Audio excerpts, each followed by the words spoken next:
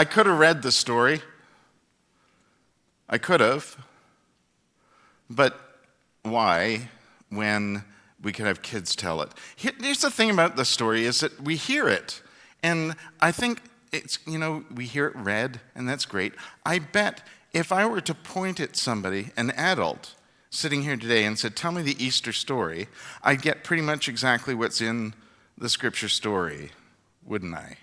Let's see. Oh, you're all suddenly nervous, aren't you? Because you want to make sure it's accurate. Kids don't care. I think that's what's so awesome about that. And shout out, by the way, to, I'm just trying to think of the name of the place now, Southland Christian Church in Kentucky for making that video. It's actually quite old. In fact, I bet the kids in it are adults now. So they'd probably tell you the story differently. But the way they tell it is awesome because they actually tell you something that we never tell you. I love the part where they talk about what Jesus was doing in the tomb. We just jump from roll the stone in front, the stone is rolled away, and the tomb is empty. But what happened in the meantime? Apparently, he had snacks and games and had a party because they thought about it. And I think it's awesome on Easter Day when we celebrate that the tomb is empty, but it wasn't until this morning in the story. And everyone's surprised. In fact, when the women go to tell the men that the tomb is empty, they don't believe them. So they have to go and find out for themselves. I wonder if they would have believed them if it was a kid that came and told them. Because then they'd probably tell them everything that Jesus was doing in the tomb when he was in there.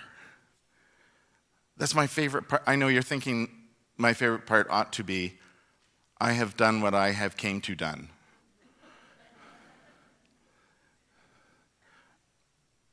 But think about it for a minute. Because we don't ever spend any time with that. We leap right to, let's celebrate that Jesus is alive. But if Jesus is alive in us, how did he get there? Don't we have to spend some time learning about that and hearing the stories? Don't we have to spend some time? It's like if you just toss a seed on the ground, it'll probably grow eventually. But if you put it in the ground and it gets some nutritious stuff from the ground and watered and stuff, sooner or later, the heart of the seed breaks out of the shell and reaches for the light, right? And then when it comes into the light, it blooms in the light. Aren't we like that? Because if we are, you got to recognize the fact that at some point we're in the ground. We're in the shell. And at some point, we're called out of the shell. And we're called to, well, go tell the story. I really think that's an important thing to be thinking about at Easter. Particularly because in this part of the world, it's springtime. Eventually, probably.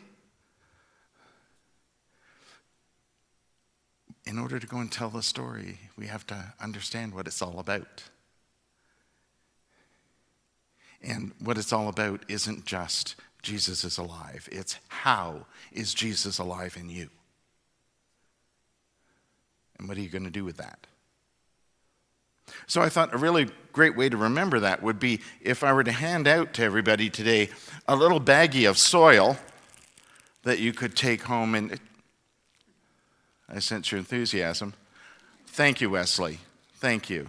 But no, it wasn't a baggie of soil. It's seeds. I need helpers. Do you want to be a helper? Do you want to? It's okay. You're just going to go around and take seeds to everybody. Can I get one more? Anybody? Okay, during the next hymn, you have to go around and make sure everybody gets a seed, a little package of seeds, okay? And if they say, no, I don't want that, say, the Lord commands it. Okay. Really? Wesley's the only one brave enough? Okay. Awesome. Thanks, Wes. Please take these home and plant them. They have been blessed and are ready to thrive once you give them the opportunity.